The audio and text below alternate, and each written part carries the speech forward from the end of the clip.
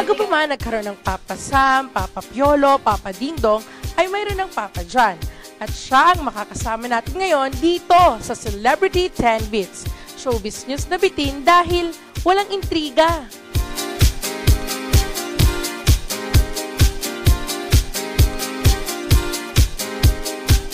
So, sir, congrats po sa pananalo sa Goma Cup. Nasaan na po yung napanalunan yung watch niya? Nasa voltahe na.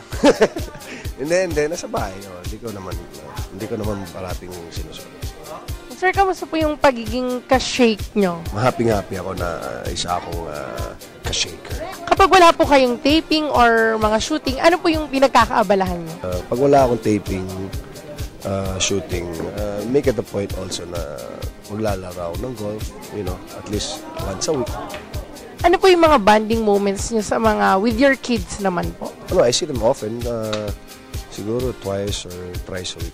They're always with me. Kahit na dinner lang or lunch lang, merienda lang. Namimiss nyo po ba mag-host? Oo naman. Isa sa mga love ko yung gawin mag-host. Sa success po ni kapatid na Willie nyo, ano pong masasabi nyo? Masaya ako para sa kanya. Napakagaling na host si Willie at he deserves whatever he has right now. He deserves it. Mabait na tao si Willie. Kamusta po ang puso ng isang Papa John Estrada? Okay pa naman. Medyo tumitibok-tibok pa naman. Balak mo ba kayong tumakbo sa 2010? Walang kabalak-balak. Sir, pa-picture lang. Sure. Sir, nakagano na. Bakit? Wala na.